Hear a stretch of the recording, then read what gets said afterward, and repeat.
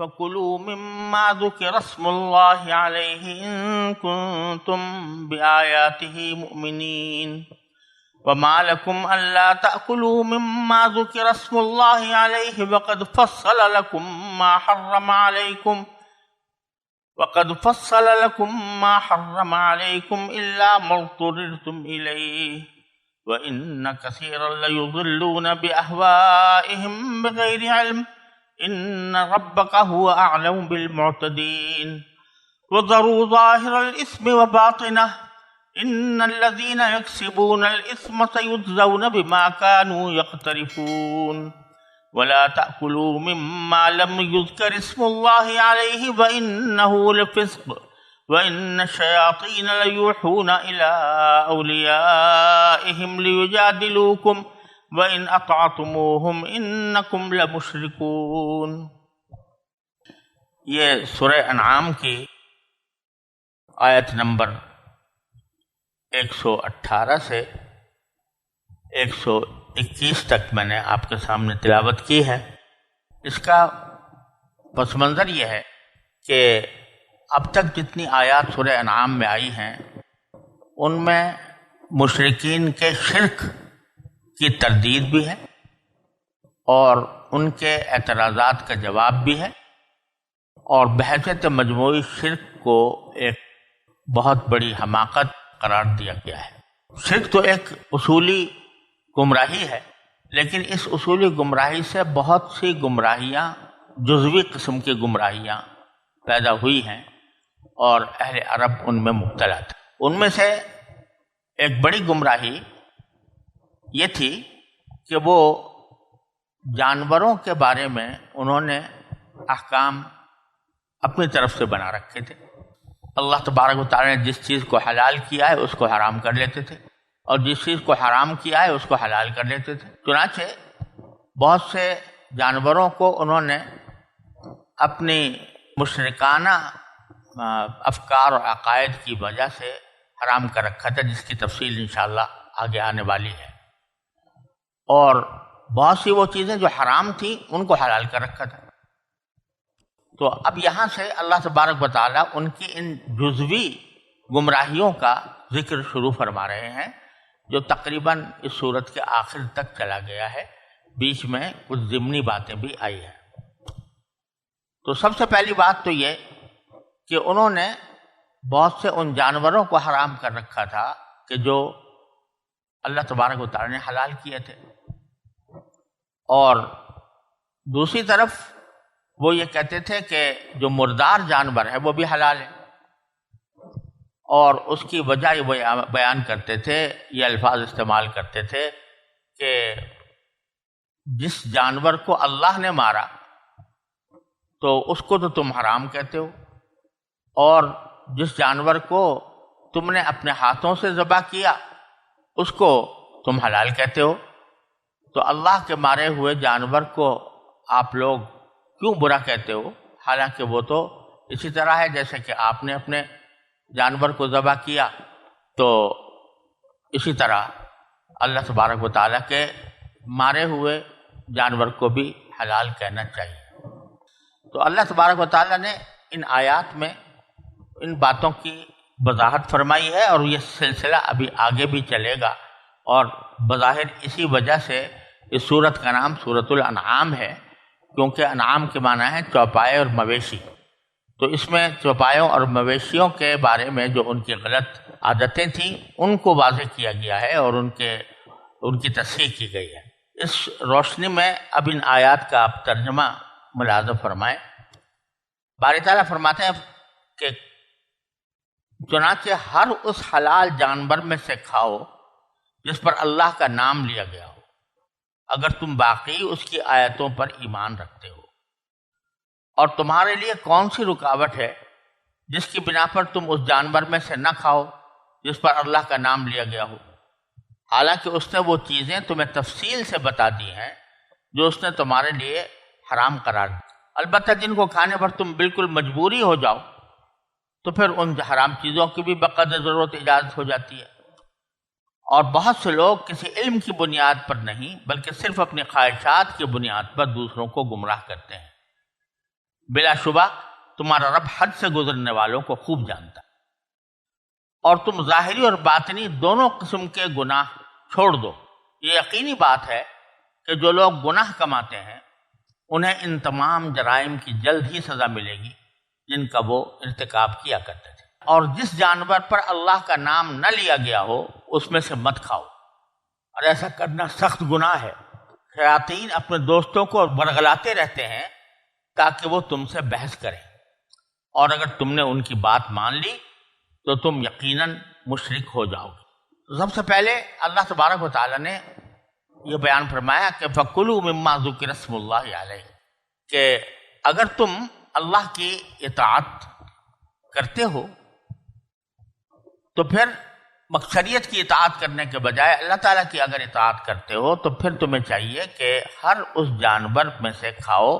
جس پر اللہ کا نام لیا گیا ہو۔ پیچھے گزرا تھا کہ اکثریت اگر کسی ایک طرف جا رہی ہو اور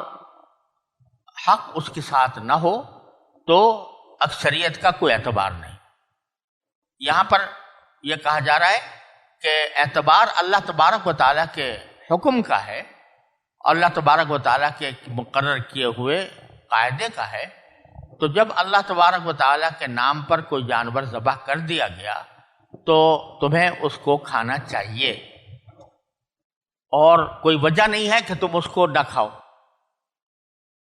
اب یہ مشرکین بہت سے ایسے جانوروں کو حرام سمجھتے تھے جن پر اللہ کا نام لیا گیا، لیکن اس کو بتوں کے نام پر چھوڑ دیتے تھے، اس کو حرام سمجھتے تھے۔ تو مسلمانوں سے خطاب کیا جا رہا ہے کہ تم ان کی باتوں کو چھوڑ دو، اور جس چیز کے اوپر اللہ کا نام لیا گیا ہو تو وہ تم کھاؤ اگر تم اللہ تعالیٰ کی آیات پر ایمان رکھو۔ تو یہ بات کہ جو بنیادی شرط جو قرار دی گئی وہ یہ قرار دی گئی کہ جانور کو ذبح کرتے وقت اللہ کا نام لیا جائے۔ اللہ کا نام لینے کا یہ طریقہ بھی ہو سکتا ہے کہ بسم اللہ اللہ اکبر پورا کہا جائے۔ اگر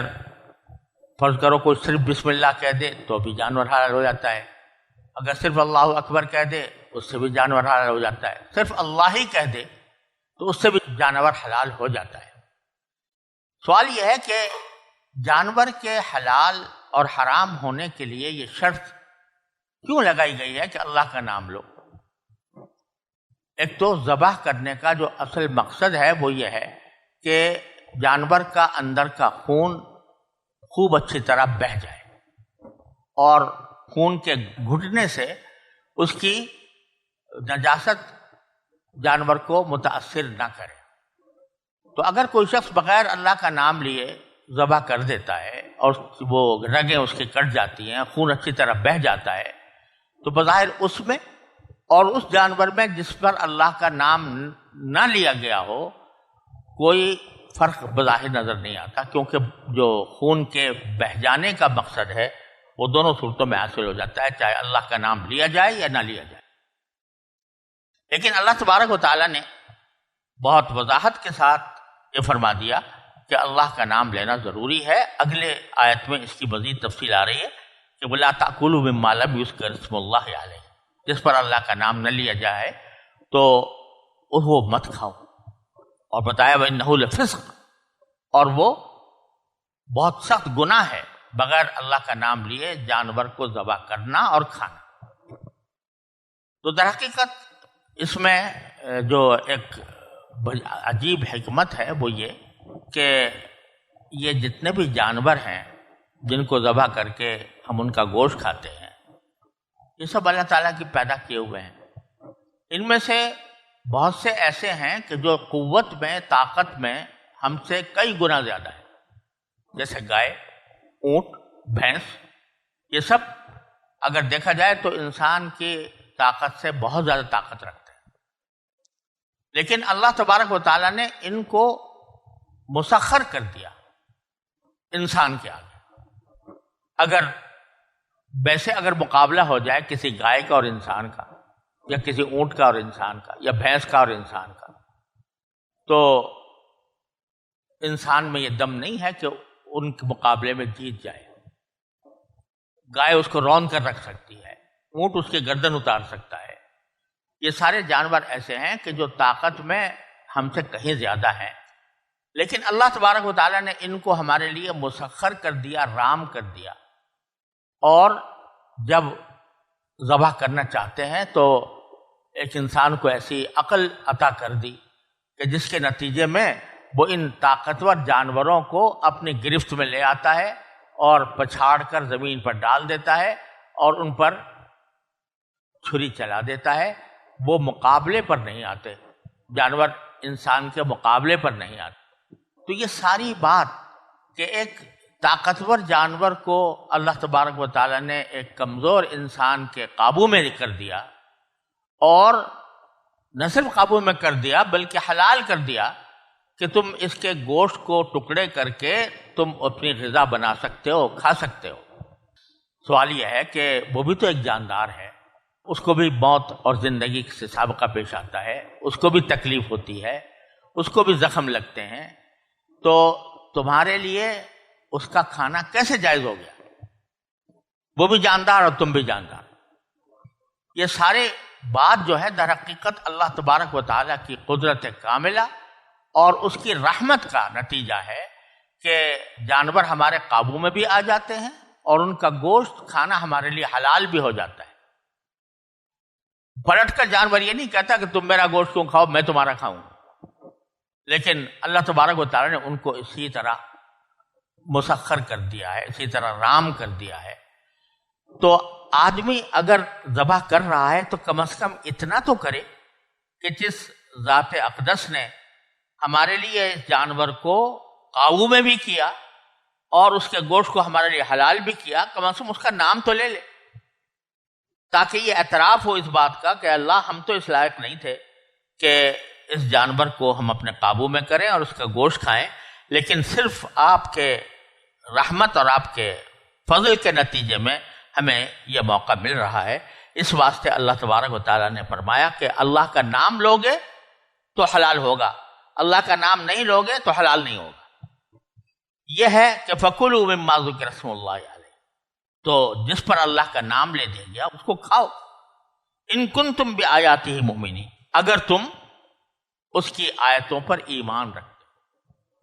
یہاں پھر وہی بات کہی جا رہی ہے کہ حلال و حرام کا فیصلہ صرف انسان کی اپنی عقل سے نہیں ہو سکتا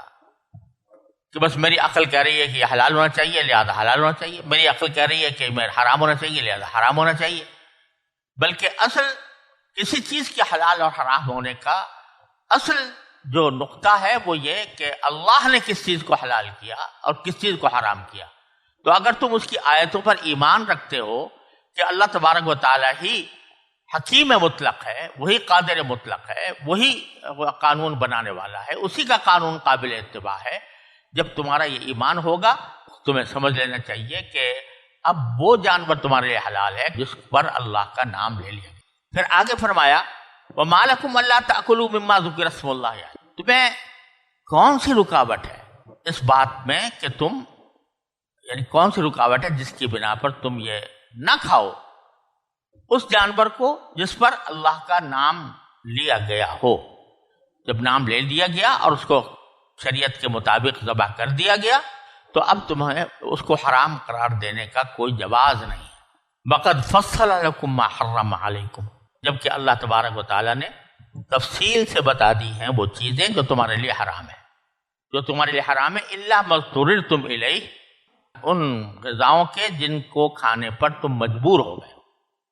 بظاہر اس سے اشارہ ہے سورہ نحل کی آیت کی طرف جس میں اللہ تبارک و تعالی نے فرمایا کہ انما حرم علیکم المیتۃ والدم ولحم الخنزیر وما اہل لغیر اللہ بہ فمن اضطر غیر باغ ولا عاد فان اللہ غفور رحیم، کہ اس نے تو تمہارے لیے بس مردار، خون، خنزیر کا گوشت اور وہ جانور حرام کیا ہے جس پر اللہ کے سوا کسی اور کا نام پکارا گیا۔ البتہ جو شخص بھوک سے بالکل بےتاب ہو، لذت حاصل کرنے کے لیے نہ کھائے اور ضرورت کی حد سے آگے نہ بڑھے تو اللہ بہت بخشنے والا، بڑا مہربان ہے۔ یہ مضمون سورہ مائدہ بھی آیا ہے، لیکن سورہ مائدہ کیونکہ مدنی ہے اور آخری صورت ہے، اور سورہ انعام مکی ہے، لہذا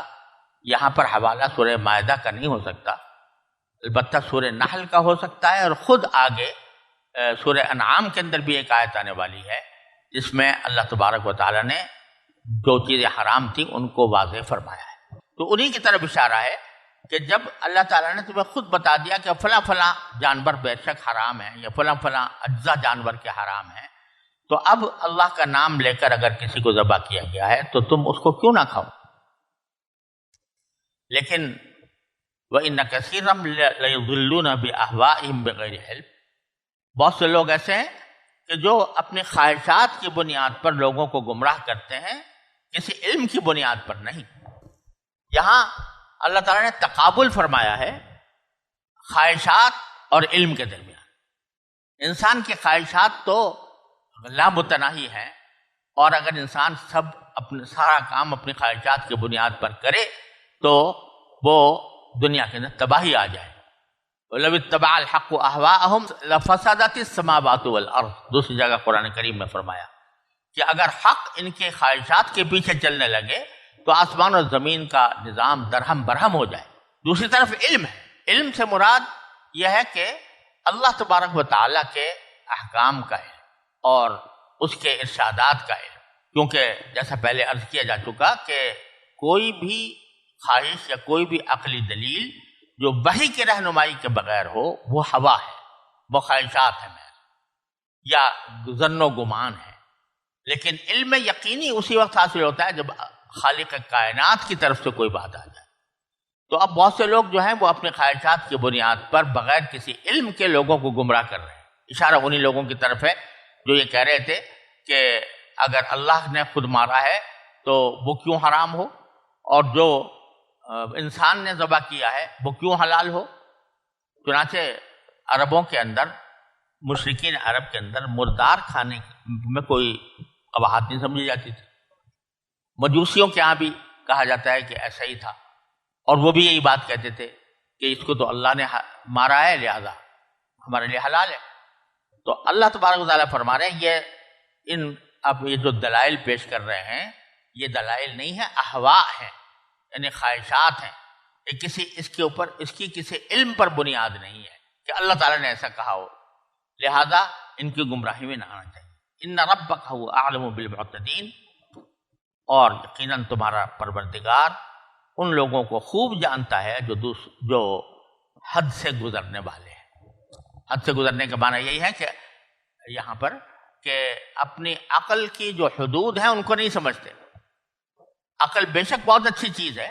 لیکن جس طرح ہر چیز کی ایک حد ہوتی ہے تو عقل کی بھی ایک حد ہوتی ہے، وہاں پر وہ جا کر رک جاتی ہے، یا تو جواب نہیں دیتی یا جواب دیتی ہے تو غلط دے دیتی ہے۔ تو اس موقع پر ضرورت ہوتی ہے وحی الہی کی، اللہ تبارک و تعالیٰ کی طرف سے رہنمائی کی۔ تو کوئی آدمی اگر اپنی عقل کو وحی کے دائرے کے اندر داخل کرتا ہے تو وہ حد سے تجاوز کر رہا ہے۔ تو اللہ تعالیٰ خوب جانتے ہیں ایسے لوگوں۔ پھر آگے ایک بہت اصولی بات ارشاد فرمائی، وَذَرُوا ظَاهِرَ الْإِثْمِ وَبَاطِنَهُ، اور چھوڑ دو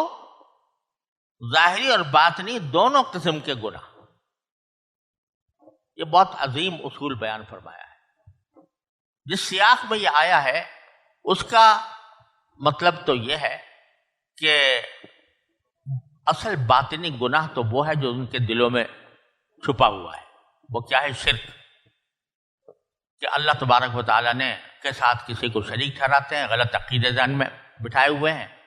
اور وہ باطنی گناہ ہے جو دل میں چھپا ہوا ہے۔ اور ظاہری گناہ یہ ہے کہ اس شرک کی بنیاد پر محض اپنی عقل سے کسی چیز کو حلال کر لیا، کسی کو حرام کر لیا، خواہشات کی بنیاد پر کسی چیز کو حلال کر لیا، کسی چیز کو حرام کر لیا۔ تو یہ جو مردار کو جائز کہتے ہیں یہ ظاہری گناہ ہے، اور دل میں جو شرک چھپا ہوا ہے وہ باطنی گناہ ہے۔ تو مطالبہ انسان سے یہ ہے کہ وہ باطن کی بھی اصلاح کرے، اپنے عقیدے کو بھی درست بنائے، اور ظاہری اس کے نتیجے میں جو ظاہری گناہ ہیں، یعنی اس کے نتیجے میں جو انہوں نے بعض اپنی طرف سے اعمال کو حلال کہہ دیا ہے، بعض کو حرام کہہ دیا، اس کو بھی چھوڑ دو۔ تو موجودہ سیاق میں تو باطن سے مراد ہے شرک، اور ظاہر سے مراد ہے شرک کی بنیاد پر بعض جانوروں کو حرام کر لینا یا بعض جانوروں کو حلال کر لینا، یہ ظاہری علامت ہے اس شرک کی۔ تو فرمایا دونوں چیزوں کو چھوڑ دو۔ لیکن قرآن کریم کا اسلوب یہ ہے کہ اگر کوئی خاص بات بھی فرماتا ہے تو بسا اوقات اس کے لیے عام اسلوب اس لیے اختیار کیا جاتا ہے تاکہ یہ دوسری صورتوں پر بھی منطبق ہو جائے۔ تو اس میں یہ بتایا گیا ہے کہ باطن کا گناہ بھی گناہ ہے اور ظاہر کا گناہ بھی گناہ ہے۔ یہ ان حضرات کی بڑی سخت تردید ہے جو یہ کہتے ہیں کہ ہمارا باطن تو ٹھیک ہے، یعنی ہم اپنے اللہ کو مانتے ہیں اور ہمارے عقیدے خراب نہیں ہیں اور ہماری نیتیں صاف ہیں، تو باطن تو ٹھیک ہے ہمارا، لیکن ظاہر کو کوئی اہمیت نہیں ہے۔ اب حقیقت میں اللہ تبارک و تعالیٰ نے جہاں بہت سے احکام انسان کے باطن سے متعلق دیے ہیں، جیسے مثلا تکبر نہ کرے، تواضع اختیار کرے، حسد نہ کرے، دوسرے سے بغض نہ رکھے، اسی طرح کچھ ظاہری احکام بھی دیے ہیں کہ تم کس طرح تمہاری صورت ہونی چاہیے، کس طرح تمہارا حلیہ ہونا چاہیے، کس طرح تم اپنے اعمال کے ذریعے اللہ تعالیٰ کی اطاعت کرو اور کس طرح تم اللہ پر یقین رکھو۔ تو باطن کا گناہ یہ ہے کہ انسان اللہ تبارک و تعالیٰ کے عقیدے کے اعتبار سے گمراہی ہو اس کے دل میں۔ دوسرا باطن کا گناہ یہ بھی ہو سکتا ہے کہ اگرچہ ایمان رکھتا ہو لیکن ایمان رکھنے کے ساتھ ساتھ وہ باطنی خوبیوں کا بھی حامل ہو، دوسروں کا خیرخواہ ہو، دوسروں سے اس کے بارے میں اچھا گمان رکھتا ہو، وغیرہ وغیرہ۔ لیکن ظاہری اعمال یہ ہے کہ نماز پڑھے، ظاہری اعمال یہ ہے کہ رمضان کے وقت میں روزے رکھے، ظاہری اعمال یہ ہے کہ وہ زکوٰۃ ادا کرے، ظاہری اعمال یہ ہے کہ حج کرے، ظاہری اعمال یہ ہے کہ جتنی بھی عبادتیں، قربانی کی عبادت ہے، صدقۃ الفطر کی عبادت ہے، وہ ادا کرے، اور ظاہری شکل و صورت میں بھی اللہ تعالیٰ اور اللہ کے رسول صلی اللہ علیہ وسلم کی اتباع کرے اور سرکار دو عالم صلی اللہ علیہ وسلم کی سنتوں کی پیروی کرے۔ تو یہ سنتوں کی پیروی جو ظاہر کے اندر ہوتی ہے، بعض اوقات لوگ کہتے ہیں جی اسلام کی تو اصل روح پر ہم عمل کر رہے ہیں۔ روح کیا ہے کہ بھئی دوسروں کے ساتھ اچھا برتاؤ کرنا، دوسروں کے ساتھ اچھا اخلاق کا مظاہرہ کرنا، یہ ہم باطنی اعتبار سے اپنے آپ کو ہم نے ٹھیک کیا ہوا ہے۔ لہذا اگر ہم نے کبھی نماز نہیں پڑھی، کبھی روزہ نہیں رکھا، کبھی ہم نے حج نہ کیا، تو جو اصل روح تھی وہ ہم نے حاصل کر لی۔ یہ بہت بڑی گمراہی ہے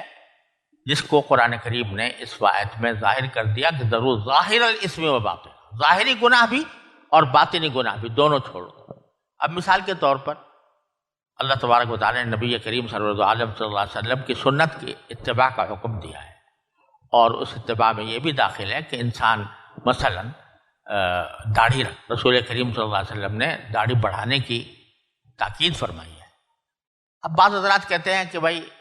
یہ تو ظاہر ہے، ہمارا باطن تو ٹھیک ہے اور ہم اچھے معاملات کرتے ہیں، اچھا اخلاق ہمارے ہیں، لیکن اس ظاہری بات کی کیا ضرورت ہے؟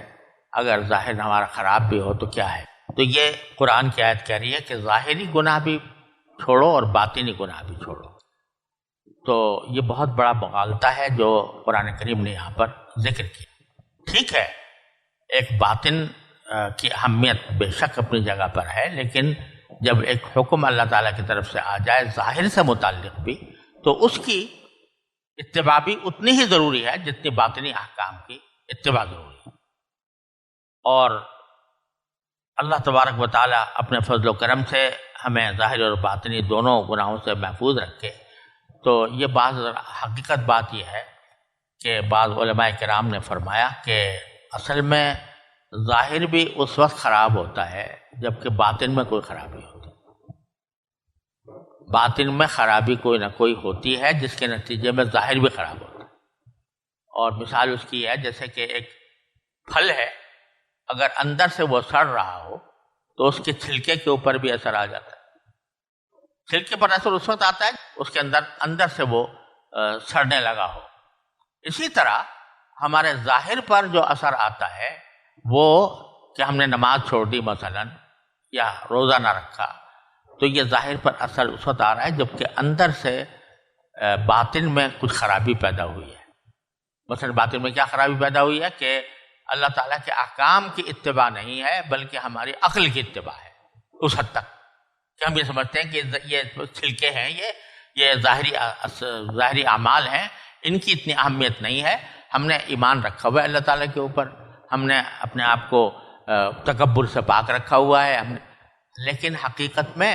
جب وہ ان کے دل میں یہ خیال آ رہا ہے کہ ان کی کوئی اہمیت نہیں، یہ باطن ہی کی خرابی، اس باطن کی خرابی کا اثر پھر ظاہر کی طرف بھی جاتا ہے. اس لیے قرآن کریم کی آیت بڑی واضح اور دو ٹوک ہے، وَذَرُوا ظَاهِرَ الْإِثْمِ وَبَاطِنَهُ، ظاہری گناہ کو بھی چھوڑو اور باطنی گناہ کو بھی چھوڑو. ان الذین یکسبون الاسم، بے شک وہ لوگ جو گناہ کماتے ہیں، سیجزون بما کانوا یقترفون، ان کو ان تمام جرائم کی جلد ہی سزا ملے گی جن کا وہ ارتکاب کیا کرتے تھے. پھر اب منفی طور پر فرمایا، وہاں فرمایا تھا کہ جس پر اللہ کا ذکر کیا گیا ہو وہ کھاؤ، اب یہاں منفی طور پر فرمایا جا رہا ہے وَلَا تَأْكُلُوا مِمَّا لَمْ يُذْكَرِ اسْمُ اللَّهِ عَلَيْهِ، اس جانور کو نہ کھاؤ جس کے اوپر اللہ کا نام نہ لیا گیا ہو. ذبح کر لیا، شکار کر لیا لیکن اللہ کا نام نہیں لیا، تو ایسے مذبوحے کو یا ایسے شکار کو کھانا تمہارے لیے جائز نہیں ہے. وَإِنَّهُ لَفِسْقٌ، صرف اتنا ہی نہیں ہے کہ مت کھاؤ بلکہ ایسا کرنا سخت گناہ ہے. اللہ کا نام لیا، ابھی میں نے عرض کیا کہ ادھر حقیقت اللہ تعالیٰ کے اس انعام کے شکر کے طور پر اللہ کا نام لینا ضروری قرار دیا گیا ہے، اور جس پر اللہ کا نام نہ لیا گیا ہو اس کو حرام کر دیا گیا اور اس کو فسق قرار دیا گیا. ہاں البتہ اگر کوئی شخص مسلمان ہے اور ذبح کرتے وقت وہ اللہ کا نام لینا بھول گیا، یہ نہیں کہ وہ اللہ کا نام لینا ضروری نہیں سمجھتا تھا، ضروری سمجھتا تھا، لیکن ذبح کرتے وقت اس سے ایک سبقت ذہنی ہو گئی، ذہول ہو گیا، سہو ہو گیا، تو اللہ تعالیٰ نے کی شریعت جو ہے وہ انسان کی بھول کو معاف کرتی ہے. لہذا اس صورت میں اس کا کھانا بھی جائز قرار دیا گیا ہے، کیونکہ لم یذکر کے اندر مانا ہے جان بوجھ کر نہ لیا گیا. اور اگر سہون یا بھول کر نام لینا بھول گیا کوئی شخص تو وہ جانور پھر بھی حلال ہو جاتا ہے، اور اللہ تعالیٰ کی رحمت ہے کہ اس خاص صورت میں انسان کی کمزوری کو مد نظر رکھتے ہوئے اللہ تعالیٰ نے اس کو حلال قرار دیا. اب فرمایا کہ وَإِنَّ الشَّيَاطِينَ لَيُوحُونَ إِلَىٰ أَوْلِيَائِهِمْ لِيُجَادِلُوكُمْ، مسلمانوں شیاطین اپنے دوستوں کو ورغلاتے رہتے ہیں تاکہ وہ تم سے بحث کریں، یعنی ہم نے جو حقیقت تھی وہ بیان کر دی. اللہ کا نام لے کر ذبح کیا گیا ہے حلال ہے، بغیر اللہ کا نام لے کے ذبح کیا گیا ہے حرام ہے. لیکن جو آگے یہ جو بحثیں کرتے ہیں کہ بھئی اللہ کا مارا ہوا جانور تو آپ نے حرام کر دیا میتا کو، اور خود اپنے ذبح کیے ہوئے کو حلال کہتے ہو، تو یہ سب گج بحثی ہے جو شیطان کے دوست کر رہے ہیں. تو وَإِنْ أَطَعْتُمُوهُمْ، اگر تم نے ان کی اطاعت کر لی، إِنَّكُمْ لَمُشْرِكُونَ، تو تم یقینی طور پر مشرک ہو جاؤ گے، کیونکہ وہ شرک کی بنیاد پر یہ باتیں کر رہے ہیں. اگر تم نے ان کی بات کو تسلیم کر لیا تو گیا تم نے بھی شرک کا ارتکاب کر لیا.